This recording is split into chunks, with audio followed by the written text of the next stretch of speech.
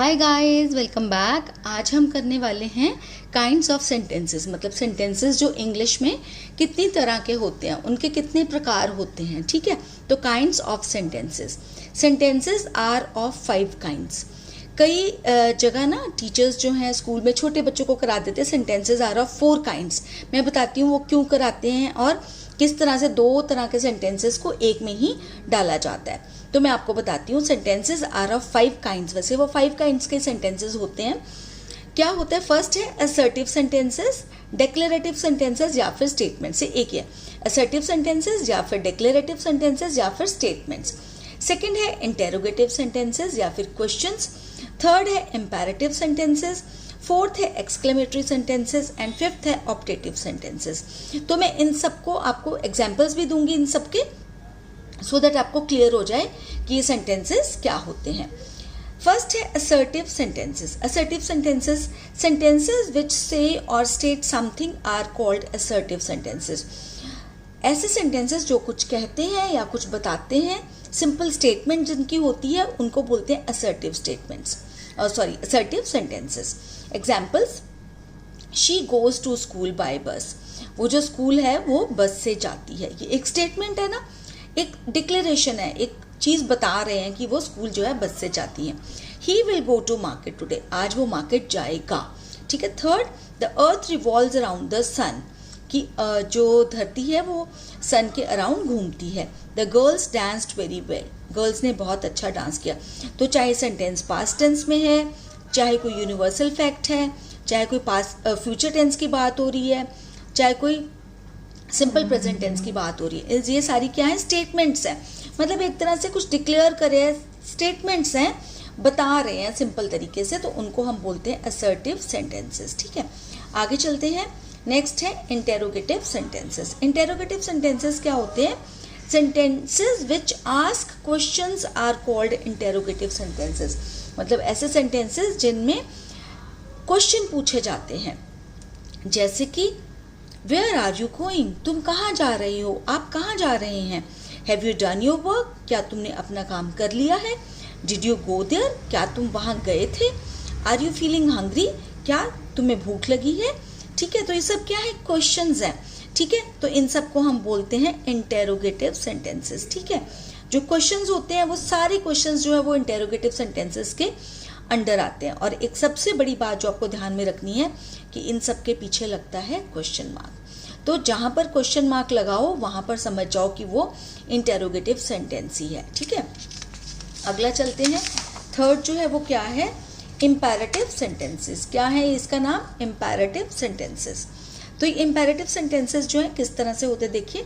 Sentences which express commands or orders, requests, suggestions or advice are called imperative sentences. ऐसे sentences जिसमें order हो, request हो, कुछ suggest किया हो या फिर कुछ एडवाइस कर रहे हो आप, ठीक है, उनको हम बोलते हैं इंपेरेटिव सेंटेंसेस। इन सब के पीछे भी फुल स्टॉप आता है, जैसे कि हमारा असर्टिव सेंटेंस के पीछे आता है। जैसे कि सिट क्वाइटली। सिट क्वाइटली क्या है? एक तरह से कमांड है। कमांड और ऑर्डर एक ही बात होती है, इसलिए मैंने ये ब्रैकेट में लिखा। ठीक है, सिट क्वाइटली मतलब चुपचाप बैठो, तो ये एक ऑर्डर हुआ, कमांड हुआ। डोंट प्लग फ्लावर्स, ये भी एक कमांड हुआ कि फ्लावर्स को मत तोड़ो। Please give me a glass of water. ठीक है, प्लीज मुझे एक गिलास पानी दे दो, तो ये क्या हुआ? रिक्वेस्ट हुआ। ठीक है, जैसे कि अगर हम ये बोले प्लीज डोंट प्लग फ्लावर्स में बोले प्लीज डोंट प्लग फ्लावर्स, तो वो क्या हो जाएगा? वो रिक्वेस्ट हो जाएगी, पर वो भी इंपेरेटिव सेंटेंस ही होगा।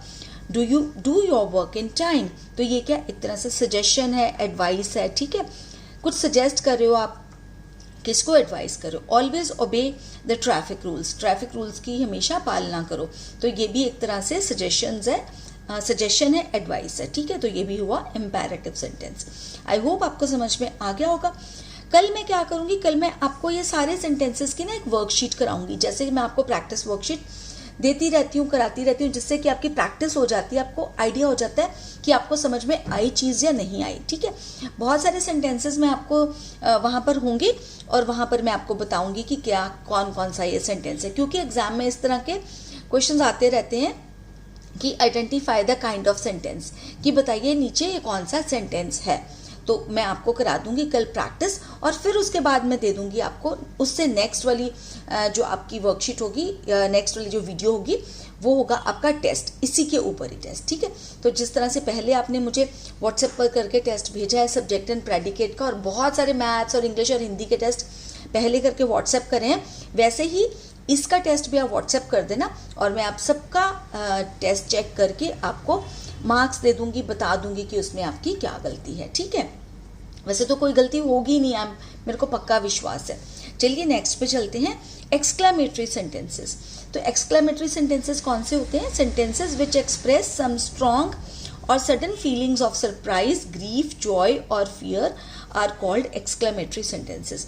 ऐसे सेंटेंसेस जो कोई स्ट्रॉन्ग या सडन फीलिंग जो एक्सप्रेस करते हैं, किस तरह की? सरप्राइज की हैरान होने की, ग्रीफ मतलब दुख की, जॉय मतलब खुशी की, फियर मतलब डर की, ठीक है। इस तरह की कोई भी सडन या स्ट्रॉन्ग फीलिंग बताते हैं सेंटेंसेस, उनको हम बोलते हैं exclamatory sentence.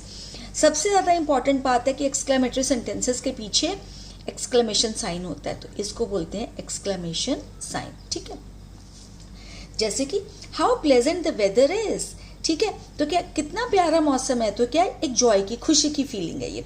What a nice person you are, ठीक है, कि तुम कितने अच्छे इंसान हो, ये सरप्राइज भी हो सकता है, जॉय भी हो सकता है कि आपको अभी अभी पता चला हो किसी इंसान के बारे में कि कितना अच्छा वो इंसान है, तो एक तरह से सरप्राइज हो गया, वो इंसान कितना अच्छा है, तुम कितने अच्छे इंसान हो, जैसे अभी पता चला आपको कि वो अच्छा इंसान है, तो वो एक तरह से सरप्राइज भी हो जाता है। अगला है वाओ दैट्स ग्रेट, ठीक है, ये भी क्या है, एक तरह से जॉय भी है और सरप्राइज भी इसको बोल सकते हैं कि वाओ ग्रेट, ठीक है।